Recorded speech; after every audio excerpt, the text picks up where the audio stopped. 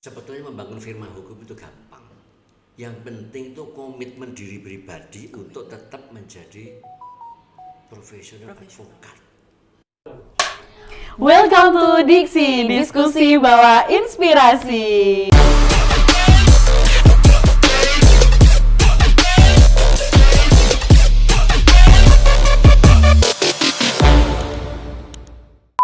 Welcome to Diksi, diskusi bawa inspirasi. Hai teman-teman, Leptizen di luar sana, apa kabar semuanya? Semoga semuanya dalam keadaan sehat dan baik selalu, amin. Hari ini kita akan kembali lagi berpodcast dengan salah satu narasumber kita yang sudah ada di hadapan saya, yakni beliau merupakan advokat sekaligus Managing Director dari SSP Law Firm. Pada kali ini kita akan membahas terkait dengan tema firma hukum. Nah, apa yang dimaksud dengan firma hukum, kemudian syarat apa saja, serta langkah apa yang harus ditempuh dalam membuat firma hukum. Langsung aja kita ngobrol santai ya Pak ya, dengan Bapak Dr. Suhartono Sumarto SHM Hum. Apa kabar Bapak? Baik Pak? Baik. Alhamdulillah, tadi dari kantor langsung ya Pak? Iya. Alhamdulillah, iya. Kemudian Bapak mungkin teman-teman di luar sana kan sudah gak asing ya sama Bapak, karena Bapak juga salah satu pendiri firma hukum yang terkenal di Kota Malang teman-teman. Nah, boleh Bapak silakan memperkenalkan dirinya terlebih dahulu, biar lebih akrab. Baik. Ya. Kalau namanya kan sudah tahu kan Iya. ya? Namanya Suhartono. Iya. Panggilannya atau Edi. Oh, panggilnya Pak Edi ya Pak ya? Jadi kalau misalnya orang itu sudah cukup lama kenal ya panggilnya tuh Pak Edi. Tetapi kalau ya orang yang tidak begitu kenal ya Suhartono. Pak Suhartono. Iya. Kalau di pengadilan pun atau di kepolisian dua nama itu yang sering dipanggil. Bapak Edi. Iya. Ya. Bahkan kadang-kala saya kan karena jarangnya yang namanya Suhartono ya. Iya. Kadang kalau dipanggil Pak Suhartono saya malah ngelonyor terus saja Padahal namanya karena lupa sendiri. dengan namanya sendiri. Soalnya seringnya dipanggil Pak Edi. Iya. Iya, baik. Ya, Kemudian Bapak kan salah satu pendiri firma hukum yang ada di Kota Malang ya Pak ya. Nah, teman-teman ini Pak kadang-kadang itu tahu tentang advokat tapi tidak mengetahui secara detail terkait dengan firma hukum. Nah, mungkin bisa dijelaskan Pak, apa sih Pak yang dimaksud dengan firma hukum itu sendiri? Ya sebetulnya yang namanya firma hukum itu hampir sama dengan firma-firma yang lainnya. Tetapi kalau yang firma hukumnya kita ini yang SSP Law Firm ini khusus, jadi ada persekutuan ya, namanya persekutuan usaha di bidang hukum gitu aja lah ya. Jadi ada beberapa orang atau beberapa person yang mengumpul kemudian mendirikan firma ya dalam bentuk badan hukum, firma hukum gitu. Betul. Jadi usahanya atau bidang kekhususannya itu di dalam bidang hukum. Iya. Ya, itu. Baik. Kemudian SSP Law Firm ya tadi Pak. Ya. Jadi mungkin Bapak bisa dijelaskan terkait dengan SSP Law Firm itu sendiri. Mungkin tahun berapa berdirinya, kemudian kiprahnya hingga sekarang seperti apa? Baik. Ya. Jadi kalau ngomong berdiri ya. Iya. Jadi saya ini era kuno ya. Yo. Jadi di saat saya masuk fakultas hukum di tahun 77.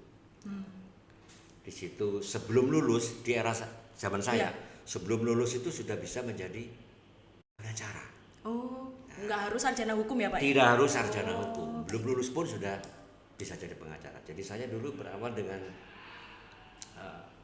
pengacara tuh di tahun 81. 80. Masih menjadi mahasiswa Pak? Masih menjadi mahasiswa. Tahun 81 saya sudah menjadi pengacara setelah lulus ujian ya. Ujian ya seperti sekarang ini lah ibaratnya ujiannya. Iya. Tetapi yang pengujinya adalah di pengadilan tinggi. Kalau sekarang kan organisasi yang mengujinya. Kalau yang betul. Di era saya itu pengadilan tinggi yang menguji. Begitu lulus, kemudian saya dapat privatnya, izinnya, namanya pengacara praktek. Pengacara praktik.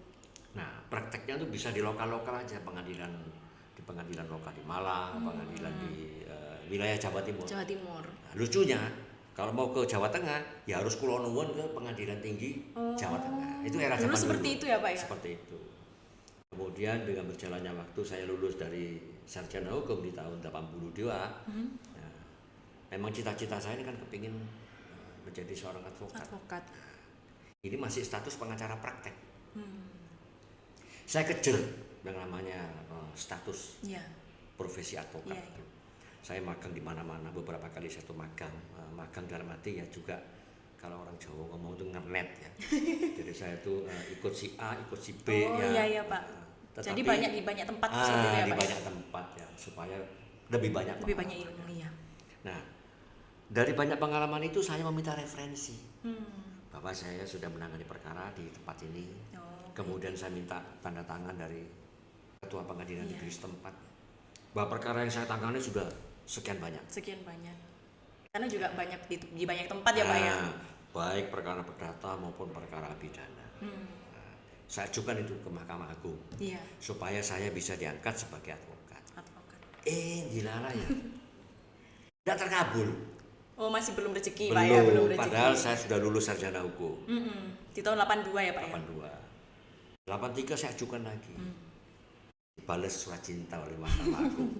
Belum waktunya kamu untuk menjadi advokat, silakan magang lagi. Oh, begitu sulitnya untuk bisa menjadi advokat. Dulu begitu sulitnya ya Pak. Ya. Kemudian di tahun 84 barulah saya itu bisa mendapatkan surat. Anda sudah bisa bisa diangkat sebagai seorang advokat. Nah, untuk bisa diatur administrasinya. Nah, disumpahlah saya untuk yang kedua kalinya. Betul. Sebagai advokat di tahun 84. Ya, dengan berjalannya waktu ya, mulai disitulah saya kantor advokat itu ya nomor 1 di Mertua Indah ya. Awalnya di Mertua Indah ya. Awalnya di Mertua Indah. Ya.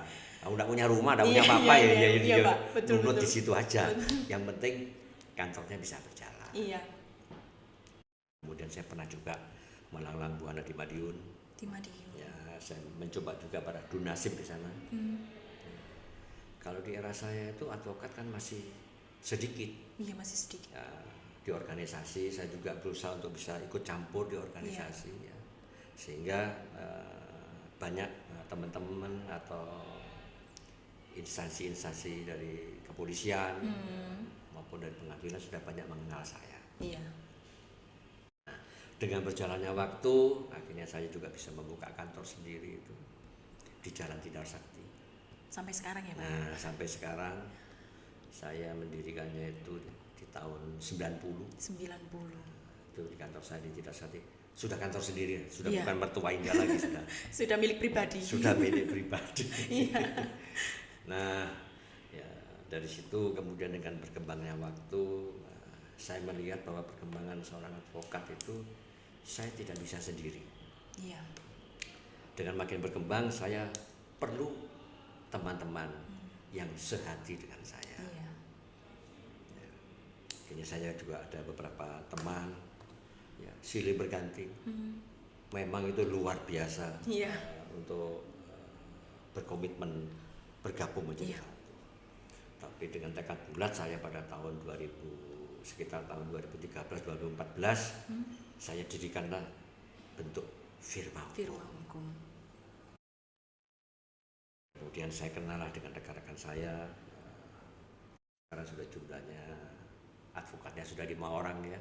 Kemudian paralegal ada 4 orang. Berkat anak-anak muda ini ya. Justru saya belajar dari advokat-advokat muda. Mungkin banyak inovasinya juga ya Pak. Ya. Justru dengan perkembangan zaman ya. Di era saya masih dulu itu kan berbeda dengan sekarang. Betul. Saya mengikutilah jalan pemikirannya mereka. Oh, era sekarang ini seperti hal-hal baik itu tentang internet segala macam. Nah, itu kita ikuti. Betul. Komputerisasi. Dirombak semuanya dengan jiwa muda para profesional muda ini. Betul. Sampai saya mengenal juga yang namanya podcast ini.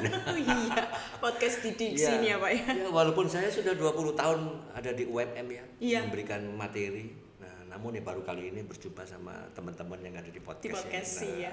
Nanti juga dilihat sama teman-teman banyak di luar sana nih Pak. Di YouTube iya. kita sama di Instagram. Baik ya. Itulah sampai sekarang di kantor itu sudah menjelang 43 tahun. 43 tahun dan masih eksis di tahun sekarang teman-teman ya. Masya Allah. Tepuk tangan dulu. Iya Pak ya. Jadi kalau diulas ke belakang mungkin perjalanan Bapak kan juga nggak semudah itu ya Pak ya. Dari mulai ditolak kemudian Bapak kembali lagi mengajukan dan sampai saat ini tetap berdiri hingga pokoknya intinya kantornya Bapak itu adalah salah satu kantor yang terbaik ya Pak ya di Kota Malang. Kalau boleh dibilang seperti itu. Terima kasih. Kemudian Pak, banyak dari teman-teman ini, entah teman-teman mahasiswa atau teman-teman yang sudah lulus sarjana itu, mereka mempertanyakan apa sih sebenarnya bedanya dari firma hukum dan kantor advokat, ataukah sama atau beda sih Pak sebenarnya Pak firma hukum dan kantor advokat itu sendiri? Kalau kantor advokat itu memang sifatnya kan mandiri ya, mandiri dalam arti ya seorang diri. Iya. Jadi di eranya saya tahun 81 sampai tahun 2000-an itu saya masih seorangan baik. Jadi mulai saya ngetik ya, Ngetik sendiri Pak ya. ngetik sendiri, konsep sendiri ya tuh semuanya sendiri. Semuanya Berangkat sendiri, nyetir sendiri ya. Kalau Iya. bolong-booming kalah menang ya saya nikmati Sendiri, sendiri. Nah, iya. inilah. Tetapi kalau dengan terbentuknya firma hukum ini kan sudah beda. Iya. Ya, di mana saya sudah mulai mempunyai sayap-sayap ya. Iya. Ada asosiat saya. Iya. Karena saya sudah merasa bahwa saya tidak bisa terus bertahan dengan kesendirian saya. Betul. Dengan hanya kantor advokat begitu saja. Iya Pak. Saya harus bisa Menjalin kerjasama dengan yang menjalin lain. kerjasama dengan yang lain supaya apa? Supaya kantornya saya dalam hal ini kantor advokat ini bisa berkembang menjadi melanglang buana Iya, kemana-mana melanglang buana. sampai ke seluruh Indonesia. Iya benar Pak, Itu cita-citanya. betul. Iya.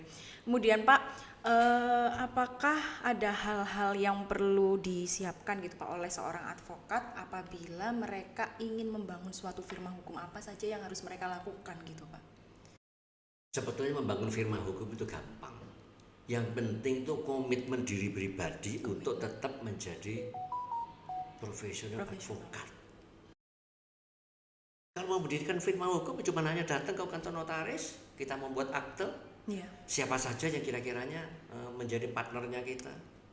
Ya, kita sebutkan di situ partnernya siapa. Kemudian setelah selesai dengan akte notaris dibacakan, kemudian kita daftarkan ke pengadilan. Itu secara administrasinya Administratif selesai. ya. Terbentuklah firma hukum. Kita mempunyai nomor rekening ya, Ya. di bank-bank tertentu itu dengan namanya firma itu. Semua urusan perpajakan semua ya atas nama firma itu. Betul. Nah, yang paling penting itu bukan firmanya, aktenya, Akte pendiriannya ya Pak ya. tetapi komitmen diri pribadi untuk konsisten menjadi advokat itu yang Nomor satu. nomor satu. Nomor satu. Banyak dari teman-teman kalau misalnya saya lihat ya riwayat Iya. foto-foto saya di era saya pada waktu di Iya. Sumpah pengacara praktek, saya tinggal 2 orang dari 40 orang, tinggal 2 orang Tinggal 2 orang dari 40. dari 40. Kemudian saya lihat lagi foto-foto pada waktu penyumpahan advokat, ya kan? Pada waktu penyumpahan advokat saya lihat juga dari sekitar 60 orang yang dilatih pada waktu itu ya untuk menjadi advokat hanya tidak sampai 10 orang sekarang. Iya. Merotol semua di tengah jalan karena mereka tidak konsisten terhadap profesinya. Entah karena apa saya juga tidak tahu. Ada satu dan lain hal ya Pak ya. Ya, Jadi yang paling utama harus konsisten dan komitmen Konsisten gitu ya dulu. Pak ya. Betul. Kemudian Pak, di dalam firma hukum Bapak ini kan ada beberapa orang di bawah-bawahnya Bapak. betul. Nah, kemudian bagaimana cara Bapak untuk menghandle orang-orang yang ada di bawah Bapak melalui struktur organisasi itu seperti apa Pak? Ya, Iya. sebetulnya sih simple kalau di kantor saya itu ya di SSP Law Firm itu. Ya karena kebetulan saya pendiri dan sekaligus mereka menunjuk saya, ya sudahlah. Pak Edi, saya panggil Pak Edi. Iya, ya. Pak Edi. Pak Edi sebagai bapaknya lah. Jadi managing partnernya tuh ya saya sendiri. Iya. Kemudian di bawah saya itu ada partner-partner saya, yaitu termasuk ada yang namanya Bu Sistin, ya. Beliaunya sekarang lagi ada sidang di Samarinda, ya. Iya, Pak. Kemudian juga beliaunya juga sebagai dosen di Brawijaya. Kemudian ada namanya Pak Helmi itu, Pak Helmi juga kebetulan dosen juga di Brawijaya maupun di UMM. Iya. Ya. Kemudian ada namanya Pak Elpan itu dan juga Felix, masih teman-teman yang lainnya lagi. Ya. Iya. Nah, itulah di situ saya sebagai managing partnernya dan mereka partner-partner dan asosiatnya. Baik. Kemudian bagaimana Bapak menyeleksi, kalau kasarannya itu menyeleksi orang yang ingin bergabung di kantor Bapak? Saya saya utamakan. Yang harus utama, betul. Ya, saya utamakan. Di saat saya mengajar, saya memberikan motivasi kepada mereka. Siapa di antara dari teman-teman ini yang kepingin jadi advokat? Ya. Dari 40 sampai 50 mahasiswa, mungkin hanya 1-2 orang aja yang kepingin jadi advokat. Iya. Saya tanya, terutama yang saya tantang itu dari Iya. perempuan ya. Kenapa kok enggak mau jadi advokat? Nah, pada advokat itu pekerjaan yang sangat fleksibel dan sangat dibutuhkan oleh masyarakat. Bahkan kadang-kala ya boleh dibilang profesi advokat ini profesi yang diinginkan, kadang-kala juga bisa dicemooh, Iya. kadang-kala profesi yang dijadikan kesempatan yang paling terakhir. Iya. Ya. Jadi kalau misalnya sudah nggak dapat kerja di mana-mana, ya Jadi sudah advokat jadi aja, advokat. Nanti kalau sudah pensiun dari jaksa, dari hakim, jadi advokat gitu loh ya. Jadi kayak sesuatu profesi yang ini ya, kayak keranjang sampah begitu Iya, loh. opsional gitu ya, Pak ya. Opsional. Saya pikir salah. Untuk bisa menjadi advokat yang eksis ya, kantor advokat yang eksis atau firma hukum yang bisa eksis atau bertahan ya. Tidak begitu caranya. Berkomitmen sejak begitu duduk di fakultas hukum. Sudah mulai bercita-cita, saya kepingin menjadi advokat. Jadi sudah ditata ya Pak ya, Sudah mimpinya ditata, itu. mimpinya sudah ada.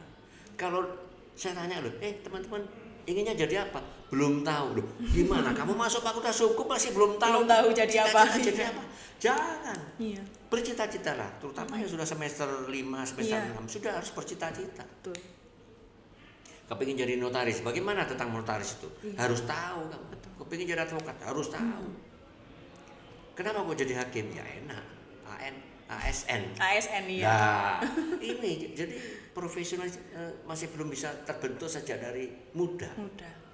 Mestinya sekarang ini orang aja UMKM aja didorong kok. Iya, mendorong UMKM ya.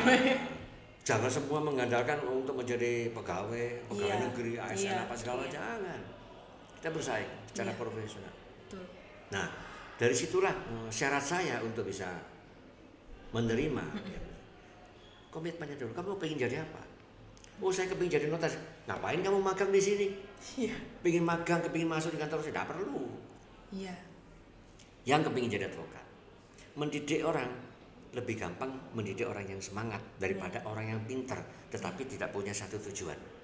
Kan begitu? Iya, betul Pak. Oh, tujuannya bukan ke advokat, tapi magang di walaupun dia nilainya A terus ya kita nggak pas. Iya, Dia tujuannya ke notaris kok. Nggak pas ya Pak ya tujuannya. Iya. Itu bukan pilihan saya. Iya. Jadi IPK bagus dan juga komitmen kepingin berprofesi sebagai advokat. Itu yang nomor satu. Ya. Jadi bagi teman-teman yang mungkin ingin bergabung atau magang di tempatnya Pak Edi ya Pak ya, jadi harus punya tekad yang kuat, kemudian benar-benar ingin menjadi advokat yang bukan jadi opsional ya Pak ya, seperti itu ya Pak ya. Baik. Kemudian Pak, selama Bapak menjadi pemimpin ya Pak ya di firma hukum SSP Law Firm ini, apa sih Pak hambatan atau tantangan yang pernah Bapak hadapi selama Bapak menjadi managing director ini? Kalau hambatan ya namanya orang, saya jalan dari kantor menuju ke UMM, hambatannya juga banyak. Iya, macet ya Pak ya. Ya. Advokat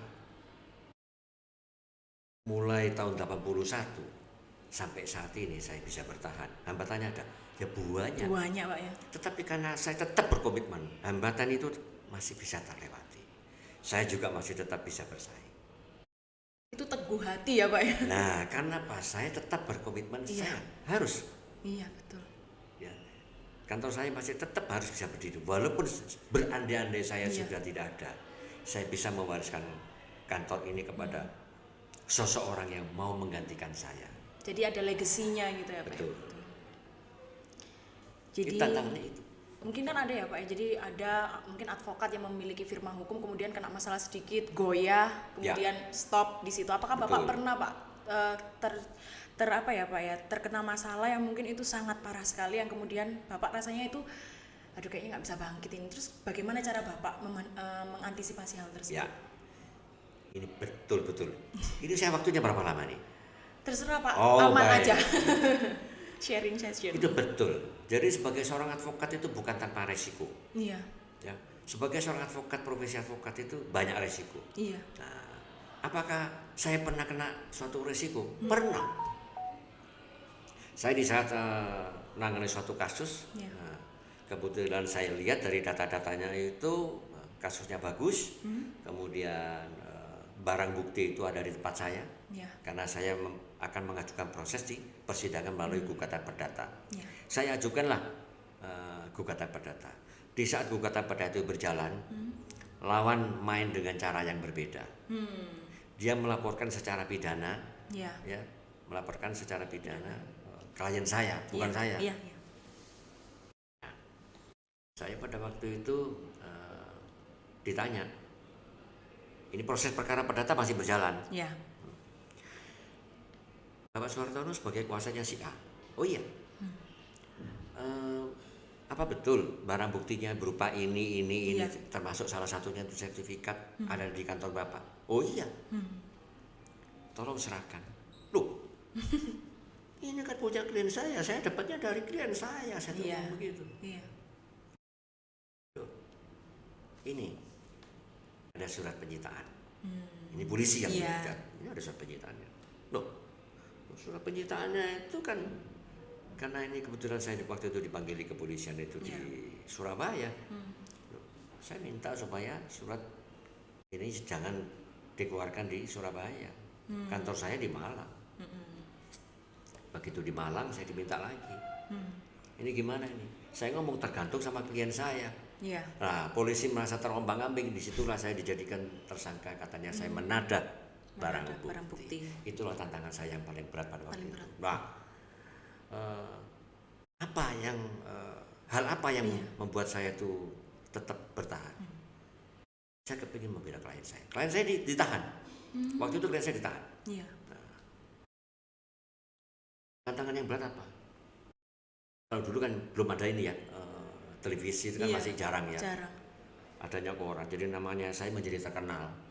Nah, seorang advokat Gara-gara dijadikan disebut sebagai Nah, itulah tantangan. Gimana saya cara memperbaikinya? Nah, dari semua klien-klien saya, ya saya temui, saya kan saya dikontakkan. Iya.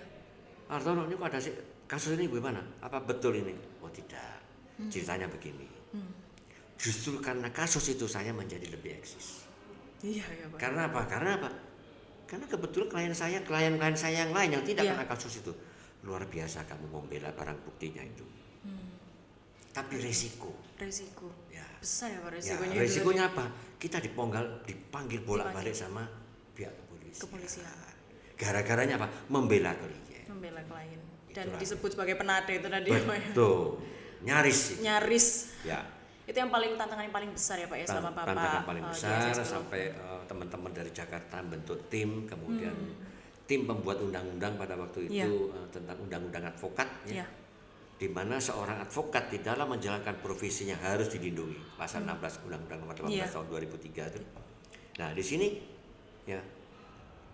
sini harus dilindungi advokat. Tidak bisa advokat pegang barang bukti kemudian dijadikan tersangka, tidak bisa. Karena yang bersangkutan dalam rangka menjalankan profesi. Disitulah saya lolos. Jadi ada juga ya Pak ya hal-hal yang ibarat kata menjadi batu sandungan dalam Bapak berprofesi sebagai advokat dan mendirikan firma hukum itu. Kemudian Pak dalam mengelola firma hukum yang Bapak sekarang kelola itu, apakah Bapak pernah mengalami seperti ya mungkin suka dukanya ya Pak, mungkin dari anak-anak yang ada di bawah Bapak, kemudian terkait dengan asosiat-asosiat Bapak, ketika Bapak menjadi pendiri firma hukum itu, apakah ada yang pernah terjadi Pak? Misal katakanlah ada anak didik Bapak yang membelot atau apalah gitu Pak?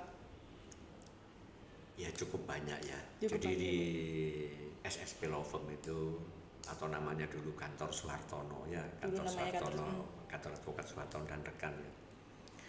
Ya keluar masuk lah ya. Iya. Mereka biasanya benturannya dengan kita ini. Kita ini kan ingin menjadikan dia itu seorang advokat profesional yang tahan banting. Iya.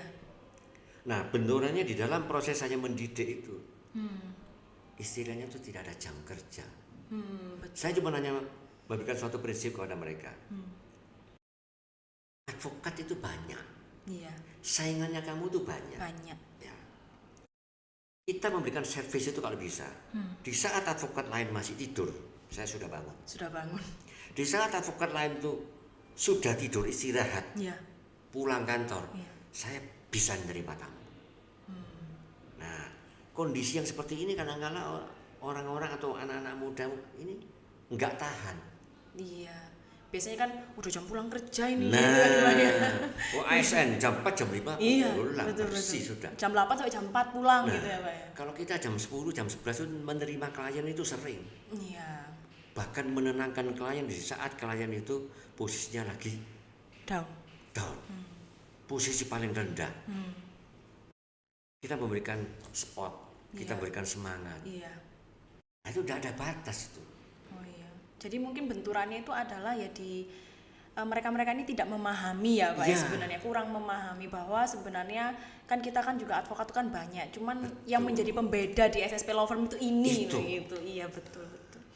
Ya terakhir mungkin Pak, pesan Bapak nih untuk rekan-rekan atau adik-adik yang kiranya nanti ingin berkarir menjadi advokat dan ingin membuka kantor hukumnya sendiri Pak, law firmnya sendiri. Ya, kalau pesan itu yang nomor satu tuh adalah berkomitmen ya. Kalau sudah berkomitmen ingin menjadi advokat, dulu, jangan mimpi firma hukum Iya. dulu. Advokat dulu ya Pak ya. Advokat dulu. Jangan mengejar lulus, Iya. tetapi mengejar pengetahuan tentang advokat. Advokat. Kalau sudah mengejar pengetahuan tentang advokat, berarti kan anak ini kan sudah menjadi asisten advokat pun sudah oke. Iya. Seperti programnya COE. Iya, salah satu program Nah, unggulan ini. Itu Betul. kalau memang, tapi ada teman-teman yang hanya ya pokoknya ikut di COE. Pokoknya magang Nggak gitu ya Pak. bisa, nggak akan jadi. Iya, betul. Rasa cintanya kepada profesi itu tidak ada. Tidak ada. Nah kalau tidak ada rasa cintanya itu ya ibaratnya orang pacaran. Iya. Kalau cuma yang sekedar kenal-kenal Iya, begini aja. lempeng-lempeng aja ya, Pak ya. Iya. Nggak mungkin jadi lah. Tapi kalau Betul. sudah niat, gimana caranya pokoknya aku mesti bisa mengawini kamu. Itu Iya. beda ceritanya. Iya, dikejar sampai dapat ya Pak. Nah, bagaimana ceritanya pokoknya saya harus bisa menjadi seorang Betul. advokat. Nah, saya berkomitmen. Sekeras apapun, sebanyak apapun tantangannya, saya akan tetap bertahan untuk menjadi advokat. Betul. Biarpun 5 tahun, biarpun 10 tahun, Iya. masih begini-begini aja, enggak masalah. Mungkin kadang-kadang ada yang aduh kok lama ya, kok nggak jadi-jadi ya, kok Betul. nggak bisa kayak Pak Edi langsung ya, nggak Betul. bisa ya Pak, karena itu nggak instan ya Pak ya. Perjalanannya Betul. sangat jauh, cukup Jalannya sangat jauh. jauh, cukup jauh. Biasanya kalau begini langsung naik jet, Iya. jatuhnya juga Jatuhnya cepat. juga cepat. Ah, Iya, betul. gaya hidup, nah itu juga harus diperhatikan supaya apa? Supaya bisa tahan lama. Tahan lama, betul. Nah kalau misalnya sekarang baru aja dapat honorarium, berarti wah sudah, wah sana wah sini. Iya, udah beli apa-apa, tahu-taunya nanti kalau habis. Perkara masih tengah jalan, Iya. bensinnya sudah habis. Iya.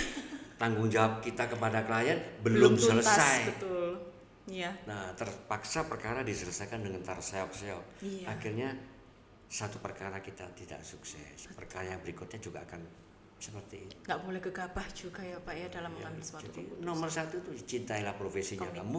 Begitu kamu cinta kepada profesinya kamu, kamu tidak akan yang dirinya tidak akan uang. Betul. Udah beda orientasinya ya, Pak ya. Pengorbanan yang akan diutamakan. Betul. Saya akan membela si klien ini dengan sebisa yang saya Mampu. pertaruhkan. Iya. Ya.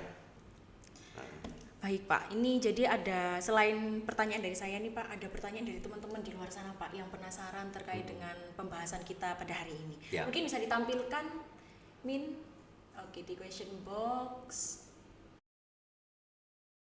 Monggo silakan. Jadi apa dari Iya. teman-teman mungkin kepingin tahu tentang advokat ya.